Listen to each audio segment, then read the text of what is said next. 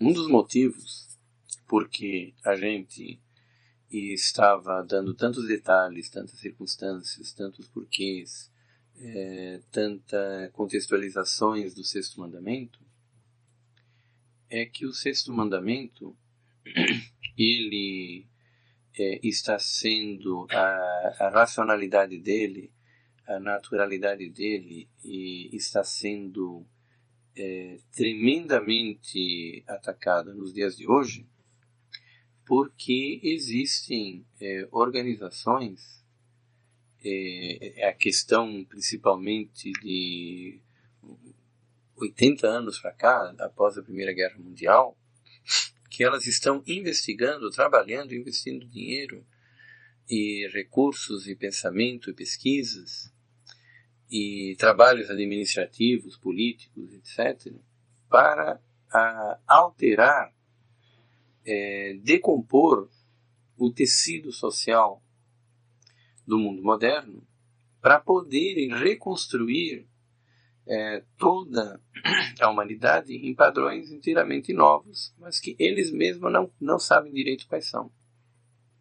Então, existem vários grupos diferentes que estão fazendo a mesma coisa com finalidades últimas diferentes. Mas a metodologia é muito semelhante. Então, esses vários grupos, no momento, eles estão se unindo, inclusive, porque descobriram que, apesar dos objetivos serem diferentes, a metodologia é igual. Então, eles estão trabalhando no sentido de vamos ficar unidos, vamos trabalhar juntos. Quando a gente conseguir desmantelar o tecido social vigente, aí a gente acerta as contas para ver quem fica com a vitória. Então, para você fazer isso, uma das coisas que é necessária para você fazer isso é justamente você mexer, por exemplo, nos padrões das relações sexuais, na concepção que as pessoas têm de sexualidade. Porque isto, você fazendo de uma maneira correta, você inclusive desmantela uma instituição que se chama família. E todos esses grupos estão esperando ansiosamente que apareça uma tecnologia nova chamada clonagem, que quando essa tecnologia aparecer, a dissolução da família vai ser muito mais rápida. Então eles já estão preparando essas coisas. Então é exatamente por causa disso que se diz que as mulheres têm que tomar anticonceptivos, se incentiva todas essas formas novas de sexualidade. Isso é para desmontar pouco a pouco os costumes, para que com o desmantelamento dos costumes se desmantelem instituições e se desmantelem as unidades básicas que compõem o tecido social vigente. Então, quando as pessoas não conseguem entender essa moral sexual cristã, que basicamente diz que a sexualidade não é um divertimento, mas o seu destino natural, a sua função nós podemos construir uma família, e poucas coisas há tão belas como a família, que uma família bem estruturada é daí que se forma a virtude e a sabedoria, principalmente se os pais, se os pais buscaram antes sabedoria, conhecimento e virtude, para então formarem uma família para poderem repassar isto a outras pessoas que viriam e estão sendo ansiosamente esperadas. Quer dizer, né, essa é a ideia básica da sexualidade na sua verdadeira natureza. Quer dizer, né, a sexualidade existe para que, através dela, exista uma base biológica para você construir uma das coisas mais belas que já foram imaginadas por Deus, que é a família humana. E na própria epístola aos Efésios, São Paulo diz que a família humana reflete as relações que existem entre os anjos, que se iluminam uns aos outros, e que tudo isso remonta à estrutura da verdadeira família, da verdadeira paternidade, que é a paternidade que existe dentro da Santíssima Trindade, que é a do Pai em relação ao Filho. E Jesus, inclusive, ele diz: assim como o Pai me amou, eu vos amei, e eu quero que vocês permaneçam no meu amor. E com este amor com que eu vos amei, eu quero que vocês se amem uns aos outros. Então, o que significa isso? Que Jesus quer que, através da vida espiritual, nós experimentemos o amor que Ele tem por nós. E esse amor que Ele tem por nós, Ele nos dá conforme o amor que o Pai teve por Ele. O amor que o Pai teve com Ele é o amor que existe dentro da Santíssima Trindade. Então, o amor que existe dentro da família divina é aquele que Ele nos transmite na vida espiritual. E Ele quer que a gente, experimentando a gente transmita aos outros. E quando São Paulo diz que Ele quer que o marido ame a esposa como Cristo amou a igreja, esse amor que Cristo amou a igreja é o amor com que o Pai amou o Filho. Então, é uma concepção de família que remonta em sua raiz ao amor que existe dentro da família, que é a Santíssima Trindade, da qual procede toda a família, no céu e na terra, como está escrito lá na Epístola aos Efésios. Toda a paternidade no céu e na terra. Então, isso daí só é possível numa família biológica onde houver sexualidade. Então, a sexualidade, o destino dela, a razão dela é poder construir essa maravilha, que é ali onde a gente tem que aprender o que é o amor de Deus. É para isso que ela existe. Dizendo, os esposos deveriam ser pessoas que experimentaram o amor de Jesus, que não é dele, mas é do Pai. Ou seja, ele vem de dentro da Santíssima Trindade, que é a família de onde origina toda a família. E assim como ele nos amou, a gente deve amar uns aos outros, e a esposa e os filhos. Então, essa é a verdadeira função da sexualidade. É constituir a base biológica onde a gente possa fazer um programa desses. É evidente que isso está sendo detonado no plano filosófico, que é um assunto que não vamos entrar aqui, mas no plano pragmático. Tá? Existem ideologias muito bem elaboradas a nível ideológico, a nível filosófico, que estão detonando esses conceitos dentro da elite intelectual da sociedade. Tudo isso depois se reflete em programas bem pragmáticos que querem fazer uma revolução sexual deliberadamente planejada, arquitetada e conduzida, como está sendo feito. E do qual a anticoncepção e todas essas ideias que fazem parecer a moral sexual cristã uma idiotice. E que, na verdade, isto não tem nada a ver com a verdadeira libertação da mulher, nem a verdadeira realização humana, e isso tem a ver com um projeto de reconstrução da sociedade sobre bases que, em última análise, não apresentam fundamento nenhum. De todo esse esforço que eles fazem, a única coisa que tem lógica, não que esteja correto, é o processo pelo qual eles querem destruir a estrutura presente. O que eles vão construir depois é algo que é totalmente incerto. Não existe praticamente fundamento nenhum em todas as propostas. Elas só têm em comum esse projeto inicial de desmante da presente. Mas o fato é que eles nem sequer entenderam qual é a verdadeira natureza da presente. Então, para o Cristo e para a tradição cristã, existe claramente um projeto para a humanidade que essas pessoas que estão querendo desmantelá-lo mostram que não têm a mínima ideia do que seja.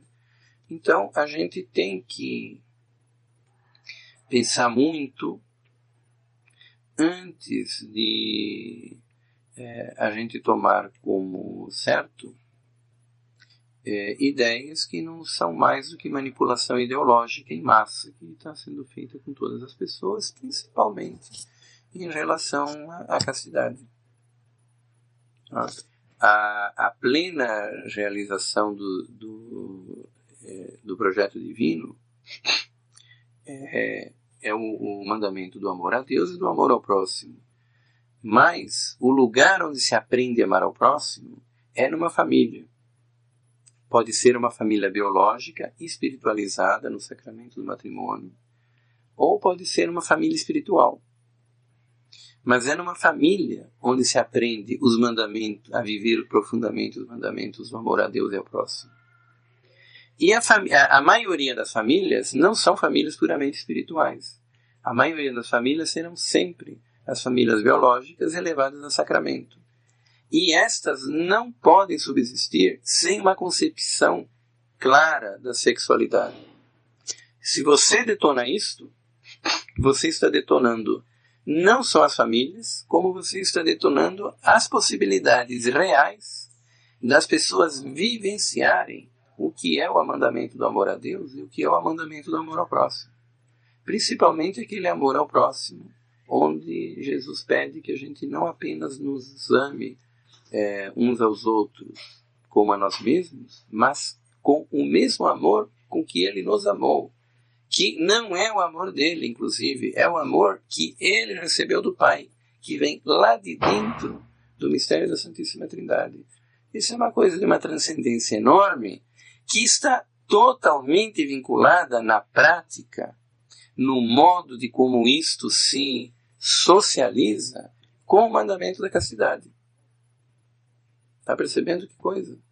Então, o mal que essas pessoas estão fazendo ao propagar toda essa sexualidade desenfreada e toda essa revolução desenfreada, que na verdade não é desenfreada, está sendo muito bem calculada e planejada em conjunção com uma série de outros projetos paralelos, o mal que essas pessoas estão fazendo é uma coisa simplesmente indescritível.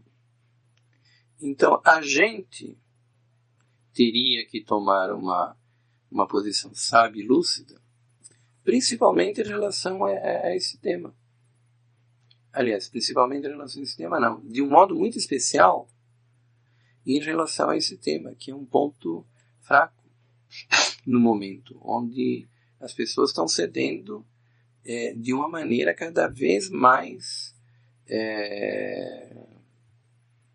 lastimável. Então, feito esse comentário, onde eu estava explicando por que a gente simplesmente não explicou em que consistem os mandamentos, mas tentamos explicar todo o contexto e por que isso é tão importante. Então, eu queria complementar algumas coisas em relação ao que nós estávamos falando sobre a castidade na última vez, que é o seguinte: na palestra, na aula anterior, nós falamos sobre a castidade de modo geral, dela em si, e o que significa a castidade antes do casamento, no casamento e após o casamento. E agora a gente teria que falar de um ou dois tópicos anexos a esse, consequências disso, que é o seguinte: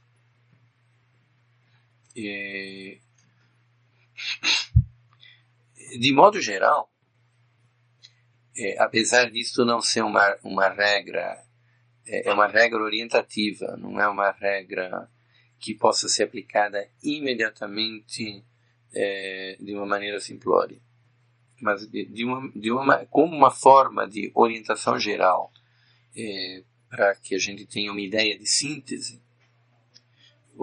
Nós falamos que o que é pecado grave é o que vai diretamente contra o amor a Deus,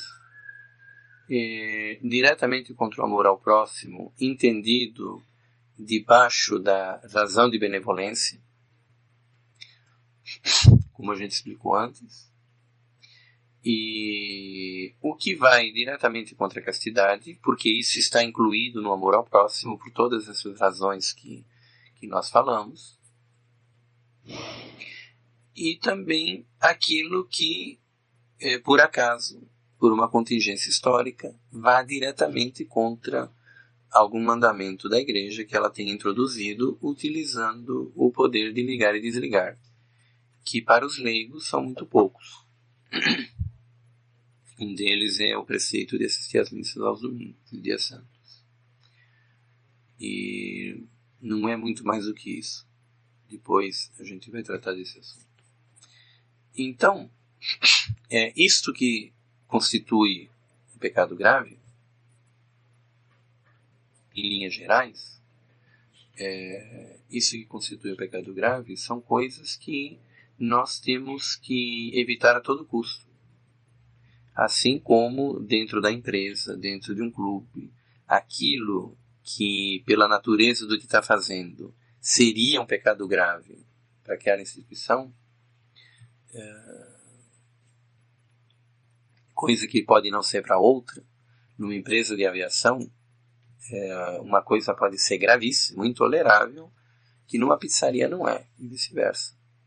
Mas aquilo que é pecado grave numa instituição, numa corporação, numa sociedade, ou na sociedade humana e divina, tem que se tomar uma providência de que aquilo não aconteça nunca. E um dos sentidos da confissão, pelo menos a primeira confissão, é justamente essa. É a gente se afastar definitivamente do pecado grave. Aprender a ser gente, digamos assim. Aprender a ter aqueles modos que não se podem tolerar. Assim como um diplomata na diplomacia, tem certas coisas que são imperdoáveis. Então ele tem que primeiro saber o que ele não pode fazer em hipótese alguma. Depois o resto ele pode ir aprendendo. Então, é tão grave o pecado grave que o bom seria que após a primeira confissão as pessoas não fizessem nunca mais. Infelizmente, a natureza humana decaída é fraca e nem sempre isso acontece. Por causa disso é que se permite que as pessoas possam sempre se confessar de novo, sempre, porém, elas se propondo novamente, em definitivo, de que não voltem nunca mais a cair ali. Mas justamente isso aí é uma coisa tão séria que, na prática, expor-se ao pecado grave, ao perigo próximo de pecado grave, já se considera um pecado grave. Que é óbvio. Isso daí seria, pelo menos, já um pecado contra o próximo, que no caso, você mesmo. Quer dizer, se a coisa é tão grave, e você, sem razão grave, você se expõe proximamente a cometer um pecado grave, você está sendo o teu maior inimigo. Certo? Isso é um pecado contra a benevolência para você mesmo. Então, por que a gente não falou isso antes? Porque, via de regra, onde isso acontece com mais frequência, é justamente onde a natureza humana é particularmente fraca, que costuma ser no pecado do sexto mandamento, o pecado contra a castidade. Quer dizer, isso pode acontecer com qualquer mandamento, com qualquer matéria moral, mas costuma acontecer com o sexto mandamento, em maior grau.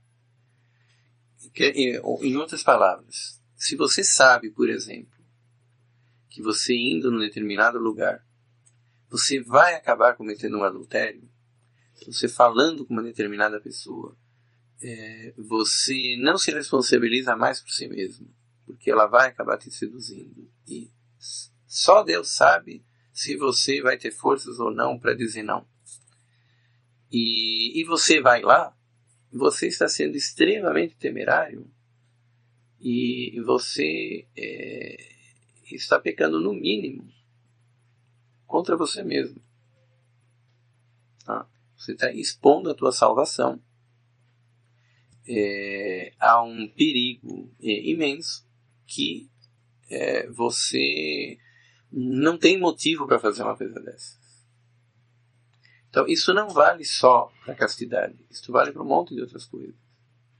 Quer dizer, aquelas pessoas que sabem que se passarem perto de um cassino, ou entrarem num cassino, eles vão jogar todo o dinheiro deles e vão perder, a família vai cair na miséria, a mulher vai passar fome, os filhos vão passar fome. Se é que ele já não fez isso outras vezes, e a mulher já ameaçou de divórcio, se repetir outra vez, e ele entrar no cassino e dizer, não, mas eu não vou jogar nada, mas ele não tem certeza se ele não vai ser convidado, e ele fizer isso, só pelo fato de ele estar fazendo isso, supondo que o perigo seja próximo, tá? Isto já é um pecado grave. Quer dizer, expor-se ao perigo de cometer um pecado grave, ao perigo próximo de cometer um pecado grave, expor-se ao perigo próximo de cometer um pecado grave sem um motivo muito grave, sem um motivo grave proporcional, isso daí é pecado grave, já por si, mesmo que o fulano não peque. Obviamente, você veja, eu estou falando de perigos próximos, porque perigos remotos são impossíveis de serem evitados.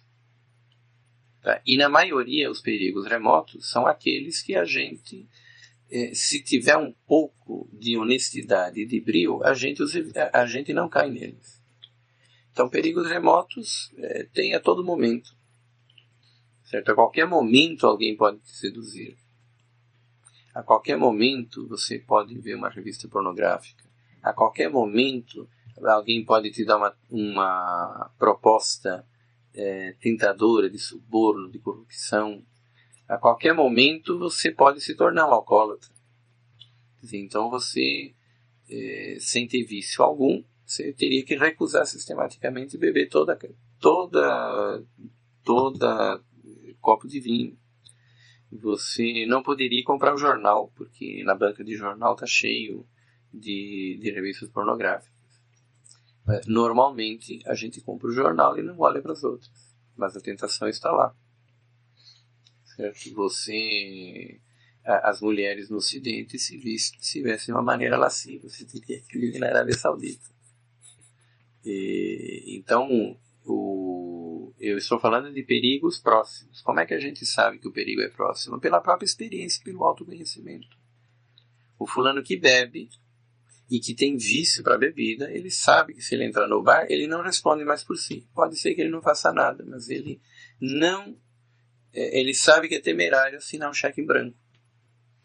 O fulano que sabe que ele tem uma queda por uma certa mulher e que ele não faz a mínima ideia de o que vai acontecer se ele for vê-la. Ele já sabe por experiência própria que aquele perigo não é remoto, aquele perigo é próximo. Então, via de regra, a gente só deve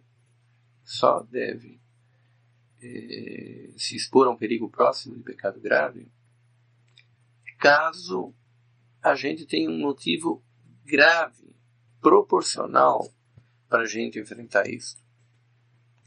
E, normalmente, a experiência mostra que quando o motivo é grave e proporcional, o caráter remoto do perigo desaparece. Por exemplo, um fulano ele tem uma queda pelo pecado contra a castidade, mas ele é bombeiro. E aí tem um prostíbulo que está pegando fogo. Pegando fogo mesmo. Certo? Está ameaçando cair as vigas em cima da cabeça das pessoas. Tem gente morta lá dentro, carbonizada. E ele tem que apagar o incêndio. E uma pessoa dessas entrar no prostíbulo seria a ocasião próxima de pecado. Só que no meio daquela tensão, que o fulano pode morrer a qualquer momento, uma viga pode cair em cima da cabeça dele, está todo mundo morrendo, eu já vivi, não essa experiência, mas experiências parecidas, que eu tive que socorrer a vida de alguém em lugares onde não seriam convenientes, onde na prática a tensão é tão grande por você ter que salvar a vida de alguém, ou da questão que está envolvido, que o perigo é remoto, o perigo desaparece, o perigo de cometer um pecado. Numa situação dessas, as pessoas estão totalmente concentradas e tensas numa outra questão que não dá tempo de dar atenção a qualquer tentação que seja. Então, via de regra, a gente não deve se expor ao perigo próximo de cometer pecado, que é aquelas experiências que nós sabemos que, se nós não as evitarmos, não podemos nos responsabilizar pelos nossos atos de uma maneira honesta, de uma maneira moralmente responsável. E só justificaria uma coisa dessa se houvesse uma razão grave, muito grave, proporcional ao perigo da nossa condenação eterna. E só que na maioria das vezes, quando esse caso é muito grave mesmo, a experiência tem demonstrado que o perigo a que a gente está se expondo, ele na prática desaparece. Só que também a gente tem que colocar que são ocasiões raríssimas. Tá? São ocasiões raríssimas. E que não são coisas do dia a dia. É coisa de uma vez ou outra na vida. Se acontece. E pela mesma razão, existe uma outra situação semelhante a esta, que é uma consequência lógica. Pela mesma razão que a gente tem que evitar o perigo do pecado próximo a nós, pela mesma razão a gente tem que evitar o perigo próximo de pecado a outras pessoas. Isso é o que a gente costuma chamar de escândalo. Tá? Escândalo é uma pedra de tropeço. Escândalo significa você colocar um tropeço para que alguém possa cair. Essa é a origem etimológica da palavra. Hoje a gente chama de escândalo alguma coisa que choca as pessoas. Uma informação uma informação mediaticamente fascinante, que se propaga rapidamente, todo mundo fala. Mas escândalo originalmente não era isso. O escândalo é você colocar uma pedra no caminho de alguém, ou seja, oferecer a alguém a chance de ela cair em pecado. É o que a gente faz quando nós nos expomos ao perigo próximo de cair em pecado. Nós estamos colocando um escândalo para nós mesmos. Na prática, uma das ocasiões mais comuns de escândalo que se dá para as pessoas é o modo como as pessoas se trajam, principalmente as mulheres. O modo como as mulheres se vestem, ele pode ser provocativo para os homens. As próprias mulheres não percebem o quanto elas podem ser provocativas, porque elas, sendo mulheres, elas normalmente são excitadas sexualmente por outros modos, que não pelo visual. Então, normalmente, as mulheres têm uma dificuldade muito grande de perceber como que elas são capazes de excitar os homens, principalmente os homens que não praticam a castidade. E então, nesse sentido, nós não devemos nos pôr em ocasião próxima de pecado, nem a nós e nem aos outros. Mas no tema em relação aos outros, uma das ocasiões mais frequentes, e que faz parte dessa abordagem da castidade, que faz parte do espírito da castidade, justamente porque a sexualidade humana ela se dirige não a excitar os outros indiscriminadamente, mas a razão de existir uma sexualidade humana é para que se possa formar uma família bem constituída, uma família que seja um reflexo da vida da Trindade, um canal aonde o amor da Santíssima Trindade possa ser experimentado pelos homens. E exatamente por esse motivo a gente não pode transformar a sexualidade humana, muito menos a feminina, num aparelho de excitação geral. Então, por causa disso, deveria haver um modo honesto das mulheres se trajarem. E isso é muito difícil de se dizer, é muito difícil de se estabelecer, porque os costumes variam, as propensões das pessoas variam, mas eu acho que eu devo colocar um critério razoavelmente bom, pelo qual a gente possa se nortear do que poderia ser um traje correto. Então, isto pode variar de lugares para lugares, e pode variar com a pessoa. O critério, em última análise, é o que seria verdadeiramente provocativo para outras pessoas. Então, o que numa tribo indígena não seria provocativo, na sociedade ocidental seria extremamente provocativo.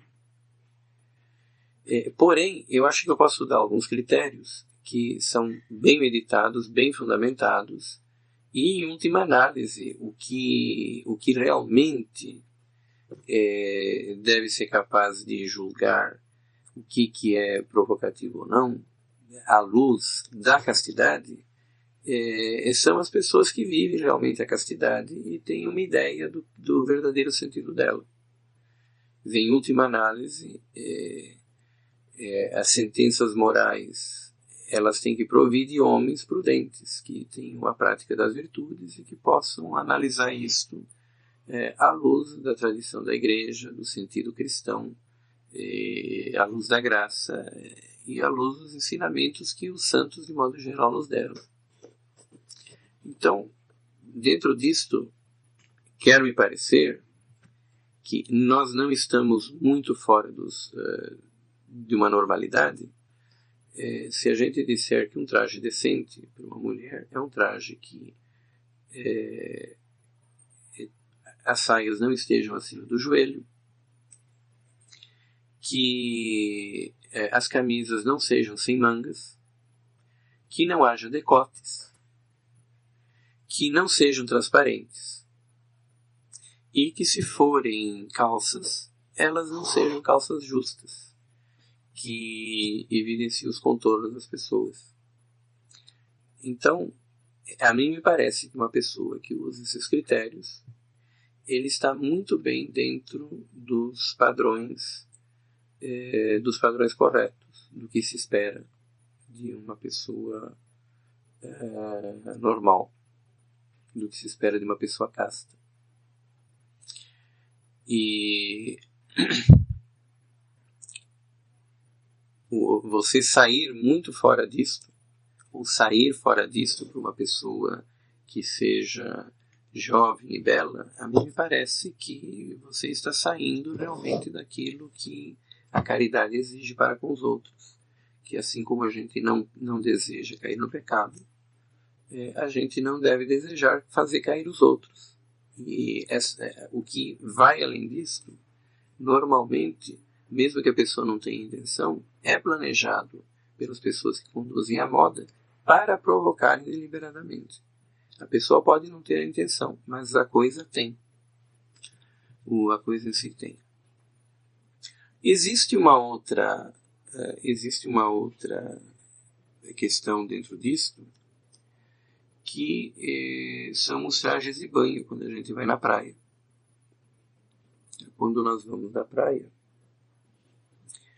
nós evidentemente não podemos ir trajados dessa maneira. Os trajes são sempre menores. E dentro de um certo bom senso, à luz desses critérios, a gente não pode dizer que você frequentar a praia seja uma coisa má em si, por causa que os trajes são menores. Inclusive porque, na praia, as pessoas que praticam a castidade, elas sabem que é um lugar onde há pessoas assim. Então, não é como você estar trajado de uma maneira provocante no meio da rua, onde as pessoas têm que estar na rua e elas vão encontrar essas provocações querendo ou não querendo. Tá? Quem vai na praia sabe que há pessoas assim. E se ela quiser evitar ir na praia, porque ela é uma pessoa fraca e cai no problema da castidade, ela simplesmente não vai. Como eu conheço que pais, por exemplo, que não levam os filhos na praia em dias de movimento, justamente para que os filhos não se acostumem com essas coisas. Eles levam em outros momentos ou em lugares mais vazios. Então você pode evitar, se você vê que existe ocasião, ir na praia. O que você não pode evitar é ir na rua, ir na escola, ir na praça, ir no mercado, ir nos lugares que são públicos, onde você tem que ir de qualquer maneira. Então, numa praia, o que você parece que é o sensato é que você deveria escolher dentre todos os trajes de banho que são condizentes com uma visita à praia, aquele que fosse o mais conservador possível. E você procurar, dentro do possível, evitar onde houvesse aglomeração de pessoas muito grandes, onde isto pudesse ser de excitação para as pessoas. Ou seja, cultivar uma certa discrição. E as pessoas, por outro lado, que elas sabem que mesmo assim, se elas forem na praia, elas vão, não conseguem se conter e não conseguem voltar para as suas residências sem terem cultivado os maus pensamentos e sem, inclusive, terem incorrido num risco próximo de pecarem contra a castidade por olhos ou por pensamentos, elas deveriam simplesmente não ir na praia. Existem lugares onde, particularmente onde a situação é mais grave, que é nos centros urbanos, onde nós não estamos falando de praias, mas de piscinas, onde o espaço é mais estreito. Tá? Onde o espaço é mais estreito e você não pode usar de uma certa discrição. Quer dizer, o espaço, por ser estreito e a frequência muito grande, as pessoas estão muito próximas umas das outras. E aí é praticamente inevitável que as pessoas pequem, e pecam mesmo. Inclusive, e é muito inevitável que até bons cristãos que frequentem esses lugares, eles sejam assediados por maus pensamentos. Então, esses casos são bastante diferentes de uma praia, onde o espaço é maior, e esses casos, na prática, pelo que a gente tem ouvido de pessoas, inclusive boas, que têm frequentado lugares assim, são tão danosos à vida da castidade, que eu não sei como que a gente poderia se isentar de pecado indo num lugar desses. Porque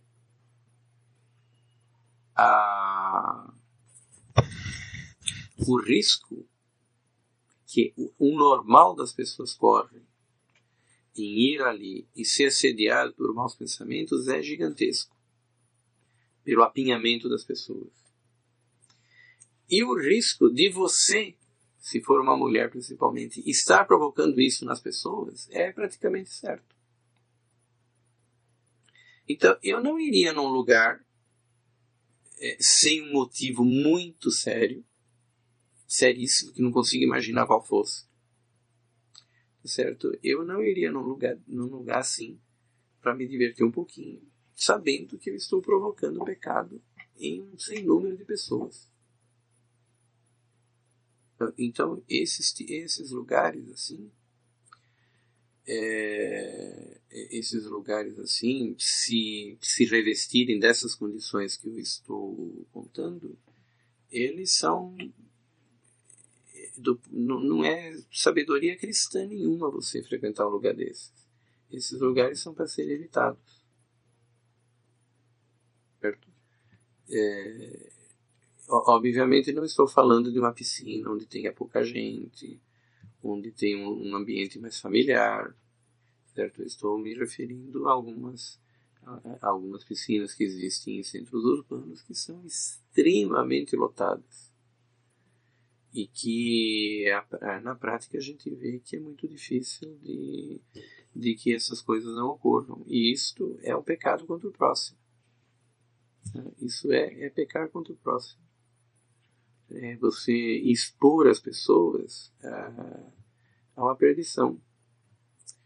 E mesmo que a pessoa já esteja no pecado, a gente não pode afundá-la mais ainda, nós teríamos que tirá-la de lá.